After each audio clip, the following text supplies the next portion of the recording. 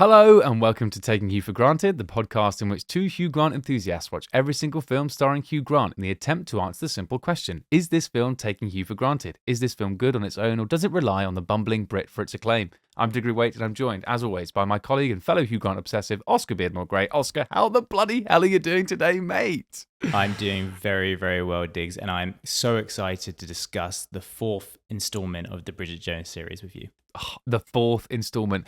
Oscar, it feels like quite a big day, and I think it's a big day for everyone listening as well. So I would like to ask you, just so we can understand where you're at and where I'm at and where everyone's at, what is your relationship like to Bridget Jones at the films leading up to this one? That's a big question off the bat there, Diggs. I feel like my relationship with Bridget Jones has taken a long journey. I think when I was younger, I think I mentioned this on previous podcasts, I actually really didn't like Bridget Jones, mainly because it was one of those films that my parents wanted to watch the whole time. Yes. And I didn't think was very funny as a child, which is, you know, I'm sure lots of people felt like that when their parents stick on a film that they like instead of something they want to watch. Yeah. As we've done this podcast, I have definitely come to appreciate Bridget Jones. But at the same time, I think that most Hugh Grant fans will agree that the second film was maybe not as good as the first one. And then the third one didn't have him in it. So this is exciting, and we've waited a long time for this. It's been 9 years since Bridget Jones's Baby, and it's been 21 years since we've seen Hugh Grant in a Bridget Jones film. Can you believe that? 21 years. That is wild. 21 years since Bridget Jones 2. That is crazy. Yeah. Wow, okay. Because I've got to say, I'm exactly the same. I now, like you, because of this show, love Bridget Jones, the first one. The second one feels like all the good things about the first one turned up to 10 on steroids, and thus it's maybe not the best film in the world. I do think Hugh Grant's great in it, though, as Daniel Cleaver. And then, like you say, with the third one, the film came out in 2016, and you can fucking tell. It's referential to the time. Ed Sheeran plays a huge part in it. They go to Glastonbury Festival. I don't know. Gangnam Style plays a huge part. That was one where you're like, okay, guys, we've definitely jumped the shark now. Which is why, and we'll get into it now, I was so fascinated to see what they did with this one, and also quite apprehensive, I'll be honest. But Oscar, we'll discuss all of that and our full thoughts on the film after a synopsis from Synopsis Simon. Bridget Jones, Mad About the Boy, directed by Michael Morris and released in 2025. After the death of her husband, Bridget Jones, played by Renee Zellweger, is determined to get her life back on track. Returning to work and new to the dating apps, she's pursued by the young, dashing Rex, played by Leo Woodall, and her son's hot science teacher, played by Chiwetel Ejiofor. To live her new life to the fullest, Bridget will need a babysitter for the kids. Who better than her friend and former lover, Daniel Cleaver, played by Hugh Grant. Wow, Diggs, I never grow tired of Synopsis Simon. What a legend of the podcast. Absolutely. So, Daniel Cleaver is back on our screens after 21 years. Can you believe it? What did you think of Hugh Grant in this movie, Diggs? Wow. Oscar, wow. Okay, so we were told that Hugh Grant was sent a script, much like he was sent a script for the third Bridget Jones film. And in that one, they tried reworking the script. They did this thing, and eventually he said, "No, guys, I'm sorry, I'm out." And so obviously he was replaced by Clint Dempsey. Not Clint Dempsey, not the Fulham striker, by Patrick Dempsey. We're keeping that in. I love our audience. Most of them won't know who Clint Dempsey is, but there we go. No. Although I'm sure Hugh Grant is a fan of Clint Dempsey, being a Fulham fan. Yeah, terrific player. Hugh Grant, similarly with this film, was sent the script, and they had Daniel Cleaver as a 60-year-old man still wandering up and down the Essex Road trying to chat up 20-year-olds. And Hugh Grant was like, guys, come on. Daniel Cleaver can't be the same as he was 21 years ago. There needs to be something. And apparently he sort of rewrote his scenes, rewrote his lines, presented it to them, and they went, yeah, great, perfect. That made me more apprehensive for this film, to be honest, because I was like, okay, there's a lot riding on this now, Hugh. You've really put your heart and soul in it. You put everything into this, and what if it doesn't work? Oscar, oh my God. It is such an unbelievable performance. He's not in the film much, but what he says, the jokes he tells, and the heart underpinning it all is amazing. What did you think about Hugh in this film? I have to agree with you, Diggs. And, there is a certain amount of trepidation every time I see Hugh on screen after the age of 60, I have to say. And there was a little bit of that here. But I think it is something about how Daniel Cleaver, his character has developed in the same way that Bridget's has developed. And there is a certain amount of maturity in both his character and his performance, I think, that is just lacking, obviously, in his previous renditions of Daniel Cleaver. I read a review where it said that Daniel Cleaver has developed some self-awareness at last, which I think is true. And, I think you can see why he decided that he could sign on to this project, because the script is that much better than the third one. I think when we look back at the third film, and it was interesting, I was listening to our reviews of the third one, where I actually said I liked the film, even though now I'm thinking about it, I really didn't. But you can see why Hugh would have signed on to this project, because you can see that his character has developed and there's an arc to the story. And, an understanding that someone is not going to stay completely the same from the age of 25 to the age of 60. So I think there's something realistic about that. Absolutely. It's so nice because you find him in this film. He's friends with Bridget. When he comes round to their house, and there's that great scene, obviously, we've all seen in the trailer, where Bridget's kids run up to go and see him and hug him and say hello. It's Uncle Daniel. But he hasn't changed that much, because they're still asking, where are the girls? Where are all the girls that you usually have? And he's like, oh, they're all together having a bath and washing each other's hair, and she's like, all together. I was like, yes, they wash each other's hair. And he's dating this young model. So he's still not quite changed. But throughout the film, and even though the film his scenes in it are quite short and sweet, he has an arc within that. And I think, like you say, he develops this self-awareness. And it's from seeing how Bridget is. It's amazing. It's exactly how it should be. And it feels a lot more real, which is something that maybe Hugh Grant's character in the first couple of films you might not have said. He's a cad. He's almost like the villain. The villain doesn't really have an arc, because the villain's just villainous the whole way through, and that's very much how he is in the first two films. But in this one, he starts out, you see a lot of those same sort of villainous sensibilities. He even does a little bit sort of flirt and tease with Jones, and you sort of think, okay, maybe he would, if she gave him a chance, maybe he would try and shag her again. But by the end of the film, it's not like that at all. I feel like there's a realization in his character that his best days are behind him.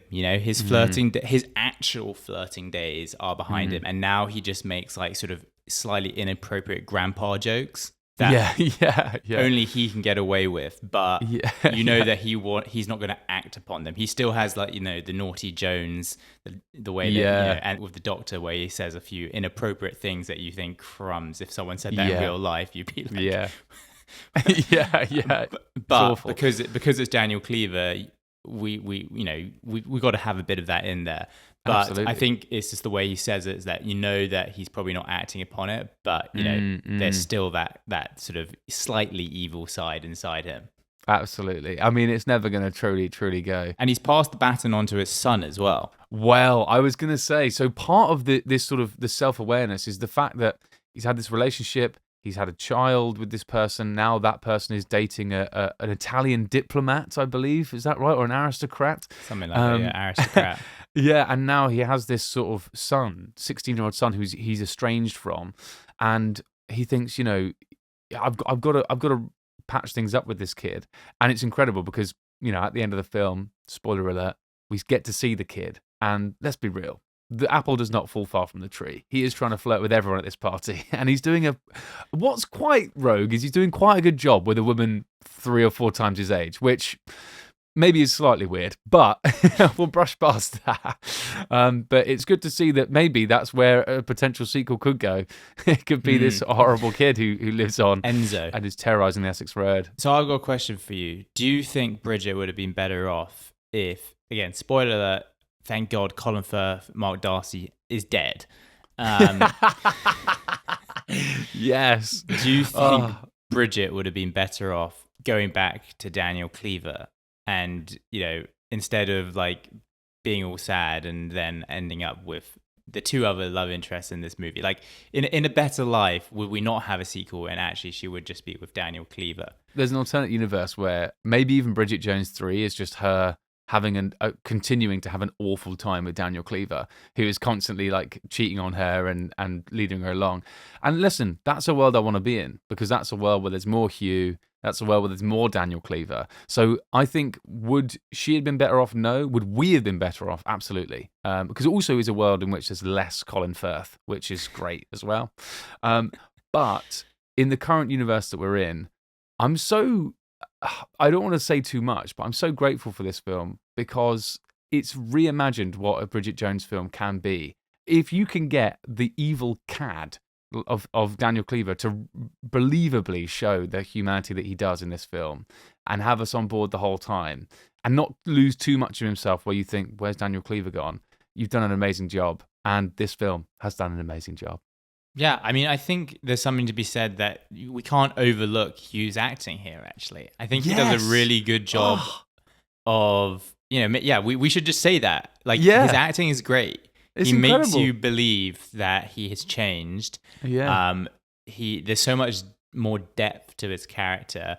You can see that he really cares about Bridget, but like in a kind of, I guess, parental or, a true friendship type way that is not manipulative or conniving. Like his, he only had one motive before, and that was basically to get in her pants. And now the motive is a caring side, and he's looking out for her the whole time. And there's something so sweet about that, I think. There's something, cuddly about the fact that Hugh Grant is like watching over her and making sure that she's okay, even though she's having this terrible time mourning his enemy. Exactly. His mortal enemy. It's so true. So good on Hugh. Absolutely good on Hugh. Absolutely good on Hugh. And like you say, and as always as well, all the jokes he times and hits perfectly. Like you say, his mannerisms, how he is with the children, all that sort of stuff. I truly believe that in this small amount of time, it is one of his better performances. As I'm sure when we get towards the end, I'll ask you, Oscar, of our classic ranking system, and I'll say, how good do you think Hugh was? And listen, spoiler alert, but mine is an absolute 5. Ooh, a 5. Blimey. Yeah. Diggs, and you're the real critic. I'm looking forward to the end of the podcast already. Yeah, I think everyone else is as well. Look out the window. Look out the window. Look out the window. It's Hugh Grant in a Pret. Oscar, one thing I have to ask you. We've talked about the man, the cad, the absolute smoke show and 10-cent piece, which is Hugh Grant. But we must talk about the subject of this film, or at least the subject of the title of this film, the boy who Bridget Jones is mad about. Played by Leo Goodall with the unfortunate name of Rockster. Yeah. Oh, God. But talk to me about him and his character, and what did you make of it? Well, the only thing that was disappointing about his character was the fact that here in Canada, the movie actually didn't come out in cinemas. It was... What? Yeah. Oh my God, what? Was it on Peacock? It wasn't even on Peacock. It was on Amazon. So the reason I was upset about that is I didn't get to see Leo Goodall's massive guns in high definition. Yes, come on now. Let's go. Because that guy is absolutely ripped, and he did not mind being objectified on screen. No, I love that. Loved getting his shirt off, and he is built like an absolute tank. Good for him. Look, my background on Leo Goodall is not particularly strong. I don't know too much about him because obviously his big breakthrough has been White Lotus, which I know that you have watched, and I am one of the only people who hasn't watched it. And I know people love him in that. So having never seen him before, I thought that he was perfect for the role because he's just on that cusp of he would never date someone who's Bridget Jones's age. But then you're like, maybe he could date someone Bridget Jones's age, just like for fun or like for science. I don't know. Science, I like it. But yeah, I think he did a good job at what the role required of him, and he was good to look at, I guess. Absolutely. I mean, so good to look at that. I've just realised we've been calling him the wrong thing. We're calling him Leo Goodall, and his name is Leo Woodall. Why am I calling him Leo? No, I was doing it. I started it. But this is, I think this is because he looks so Goodall, and he gives us Woodall. He honestly, like you say, yeah, because honestly, it's so true, and it's so true what you say about being objectified as well. Because you sent me that great article that mentions about not just Leo, but also Chiwetel Ejiofor, who's also in this film, another love interest of Bridget's in this film, and both of those guys get their kit off. No women do, which is pretty nice, but both these guys do, and yeah, I did think he was charming. I think he was believable. And people who've watched White Lotus will be surprised of his range because he's like more of an Essex boy in that, like, yeah, and there's a bit of a, like, he's still a bit of a cheeky chappy in this, but like he's much cheekier in the other one. Interesting. Yeah, so it is good. But what about Chiwetel? What did you think of him? Well, Hugh Grant fans will know that we haven't seen him in a Hugh Grant film since that film, Love Actually, 2003. Yeah. So that has also been 20 plus years. And Chiwetel, obviously, since then has been in, he's been in a lot of big films, 12 Years a Slave, for instance. And he's a serious actor, I feel like he's got some serious gravitas to him. Yeah, I feel like he should be on stage doing Shakespeare. Yeah, that sort exactly. of shit. Yeah. He probably is. Like, yeah, I mean, yeah. I'm sure he is. We wouldn't fucking know because we watch Shakespeare, but exactly. He probably is. He just comes across as a seriously like safe pair of hands on screen, and I was like drawn to him. You wanted Bridget to be with him because you're like, that guy is like, you just want to like go hug him or something. Like he's got like, his voice is very commanding. He seems very assured in everything that he does, even when he's like bossing little kids around with his whistle. And he looked great. He is great. He must be also like in his 50s, and he's got like an 8-pack, which is ridiculous. Oh yeah, he's got a smoke show. Yeah, exactly. Yeah. But I do think that he fitted the role really well for the film, because I think given the fact that this film approaches like grief and loss in a way that is completely different from the other films, which are in some ways a little bit like superficial, I guess you could argue. I feel like we actually did need a kind of grounding male figure who wasn't like just a bit of a joke. And he represented that perfectly. Like, I think he sort of represented like someone that Bridget needed to be with. And I'm glad that she well, I don't want to spoil things, but I'm glad that she ended up with him.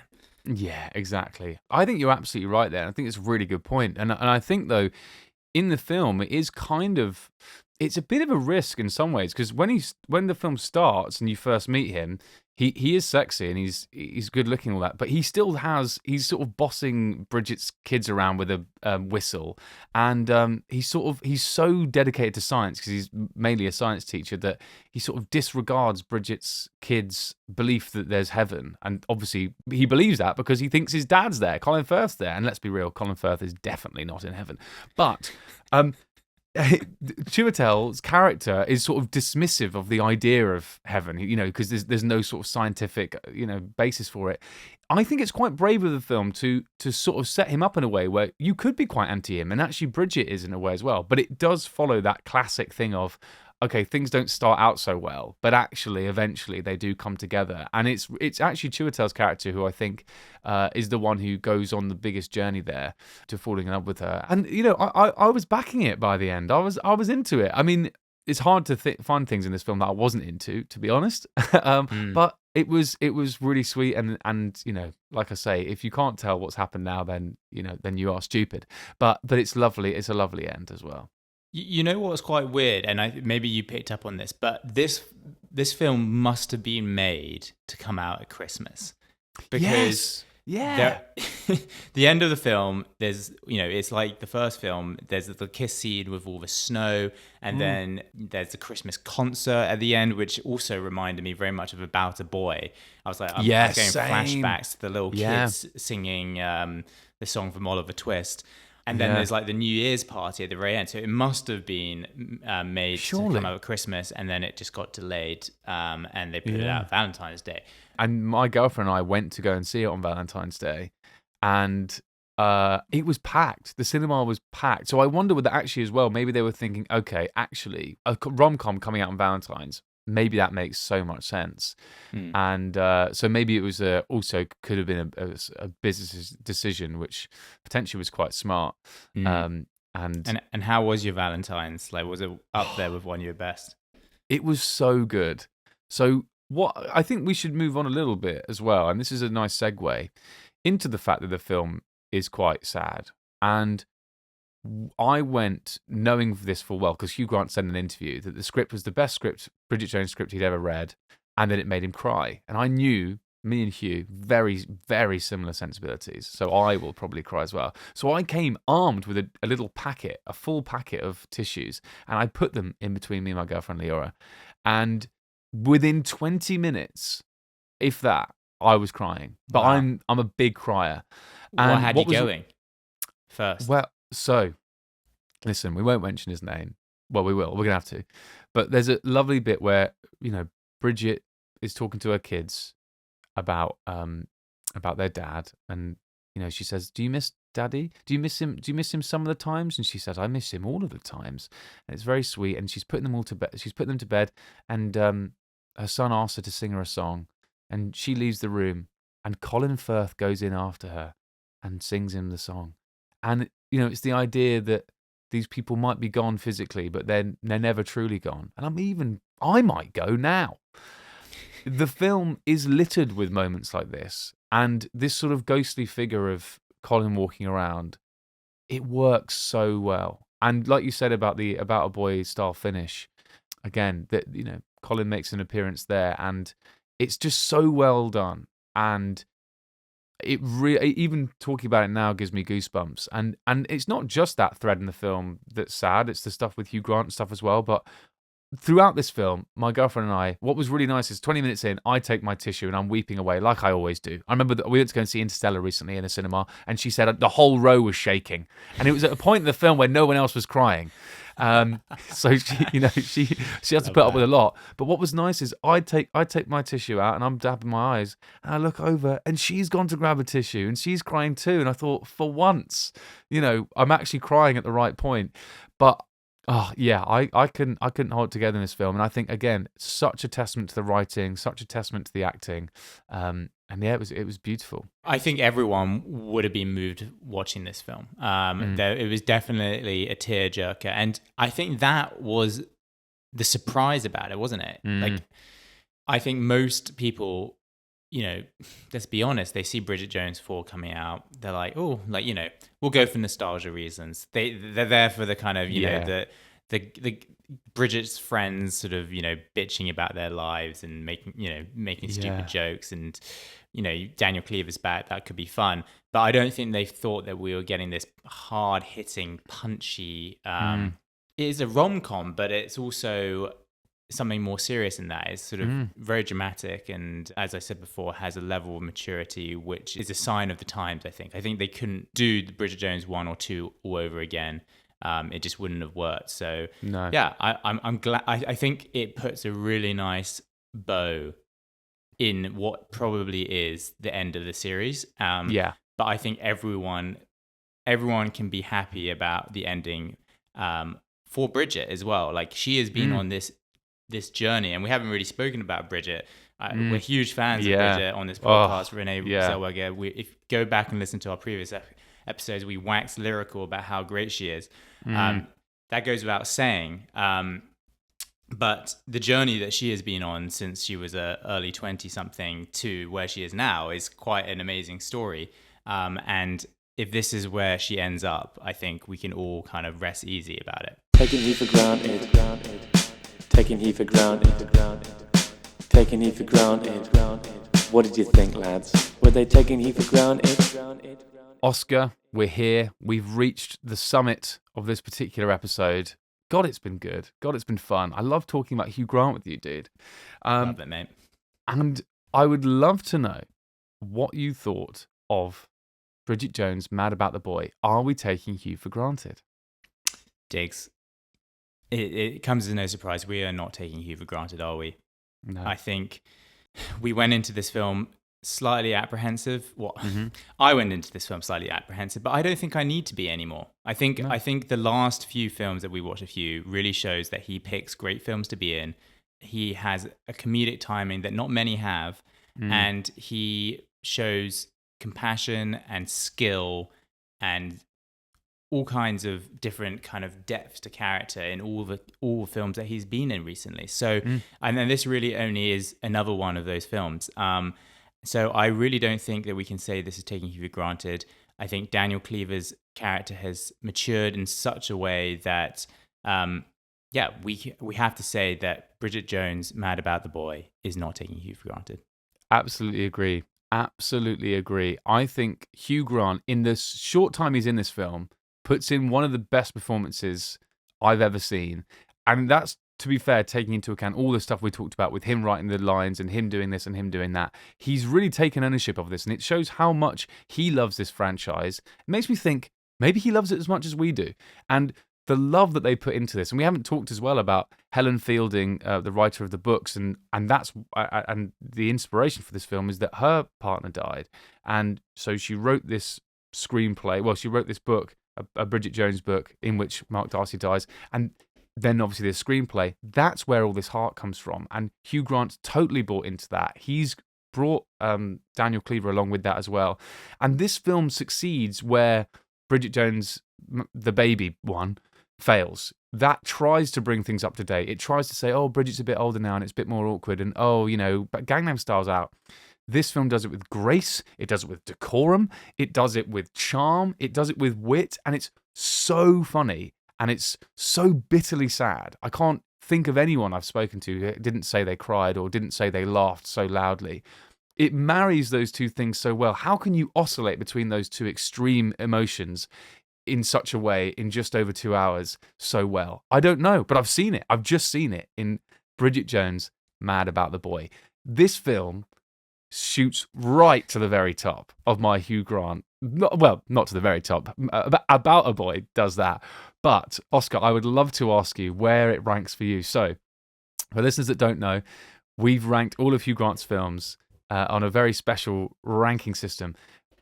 Out of 20, split into 4 little categories out of 5. So how good is Hugh out of 5 in the film? How hot is Hugh out of 5 in the film? How much is Hugh in the film out of 5? And how good is the film out of 5? Oscar, please give me your scores. Being put on the spot here, Diggs, but I'll get on with it. I'm going to go, how good is Hugh in the film? Yeah. 4 out of 5. Okay. How sexy is Hugh? 3 out of 5. Jesus, okay. Yeah. How much is he in the film? 3. Okay. I guess that one's the least subjective, but I'm Yeah. giving him 3. Yeah. And how good is the film? 4. Fuck. Okay.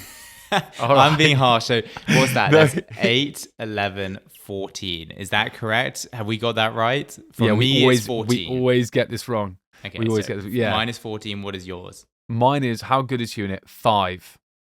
How hot is Hugh? 4. How much is Hugh in it? 2. How good is the film? 5. Loved it. Bloody loved it. And this is coming from the Simon Cowell critic. I know. I'm just speechless because you were so fucking grumpy when we did the ranking the first time. And now he's just like, look at him. He's just a little wet wipe. Yeah, exactly.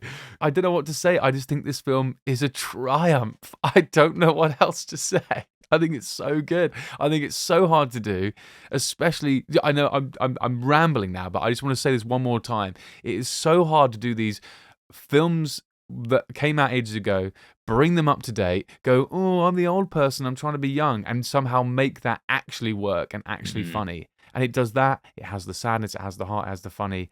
It's a brilliant film, and I want to go and see it again. You're actually spot on there, Diggs, about like bringing something back and trying to make it relevant again and not butchering it is a really hard thing. And for that in itself, they deserve a lot of credit. Exactly. So I think if I got that right, and my maths isn't wrong, which it has been in like the last 3 times we've done this, I gave it 14 and you gave it 16. So I think we got to score 30. Where does that put it? I can reveal a 30 brings it joint 12th with Mickey Blue Eyes, Dungeons and Dragons, and Extreme Measures.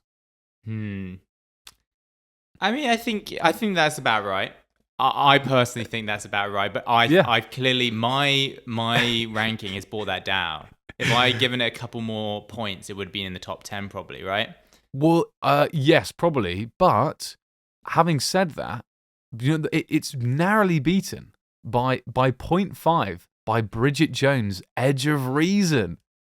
So, which is pretty incredible that's the second film beats it by 1. I think that's wrong. In fact, actually, I'd like to ask you now that we're done, because we did this at the end of the last episode of Bridget Jones's Baby. Can I get a ranking for the 4 films? This is such a good question. I need to watch the first one. I guess I need to watch them all again. But my rankings would go number 1, number 4, number 2, number 3. Diggs, I think you speak for all Hugh Grant fans with that ranking. Exactly. I think you do. I mean, we couldn't possibly put the third above the second or any of them, since that Hugh is literally only in it for his funeral. Yeah, exactly. So, 1, obviously undisputed. Nothing's going to be Hugh walking out of the lift, with his curtains and what him. You want? Yeah, and Baby, I got it. Yeah, with a cigarette hanging out of his mouth in the pond. That's so good. Nothing's going to beat that, guys. No. But I think the 4th one goes above number 2. Number 2 is too unrealistic, superficial, stupid. Silly. Yeah. Yeah, it's silly. It's a silly film. It's fun. It's silly. It's 3 stars. Silly little 3-star film. The third one, just a bit of shit. It's rubbish, isn't it? It's absolute rubbish. Patrick Dempsey, why did they ever cast him? I know, Binned. And Colin Firth, who is that guy? Whoever they cast him? Arsehole. Anyway, I'll tell you who isn't an arsehole. You, lovely listener. Thank you so much for joining us yet again.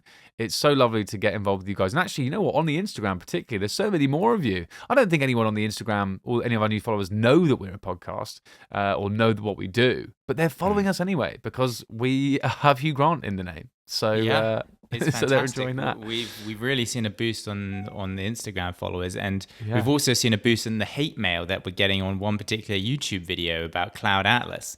Really? That's fun. Mate, we have so much hate mail. It's fantastic. Like, so many people there's this one video that we put up on YouTube that you can look up. It's a little, YouTube short, 30 seconds, talking about Cloud Atlas, which is one of the worst films ever made. And all these film nerds, almost every week we get a new comment being like, these guys clearly don't understand anything about film, or it's just hilarious. So if you want a bit of that casual entertainment, head to our YouTube page and have a look at that. Absolutely. Well, I've just looked it up. 29 comments. We are getting absolutely railed in the comments section. Just a couple of them, just to read them out. Cloud Atlas was an amazing movie, but it does require you to sit still, pay attention, and use a deeper level of thought. Perhaps why you think this is rubbish. Hercules Gaming says, me, when I'm full of shit. Is it?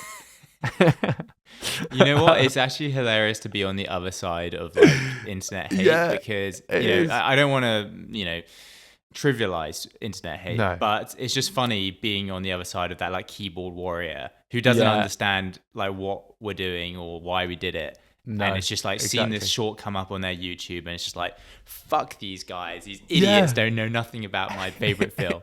Exactly. Yeah, we've got one more comment that just says low quality rage bait.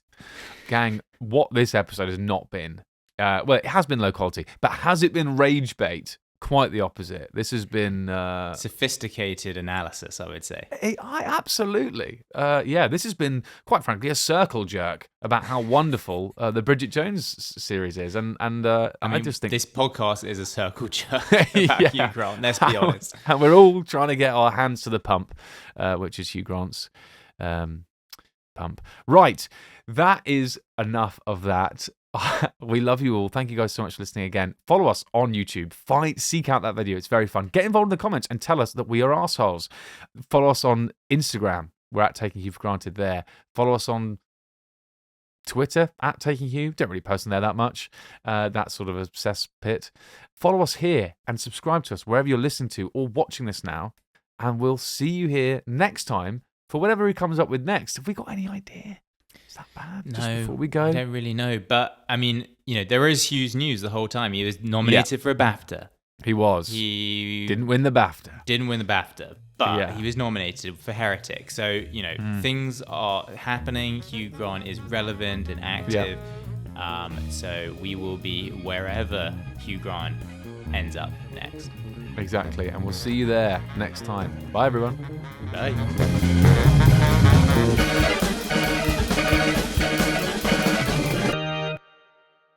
Taking Hugh for Granted is produced, edited and presented by Diggory Waite and Oscar Beardmore Gray. The producers of Taking Hugh for Granted would like to state that this podcast is in no way associated with the actor Hugh John Mungo Grant, nor does it endorse his views or represent him in any way. Instead, by creating this podcast, Oscar and Diggory hope to celebrate Hugh's illustrious career, reliving his old classics and shedding light on some of his hidden gems. Hugh, if you're listening, we hope you approve.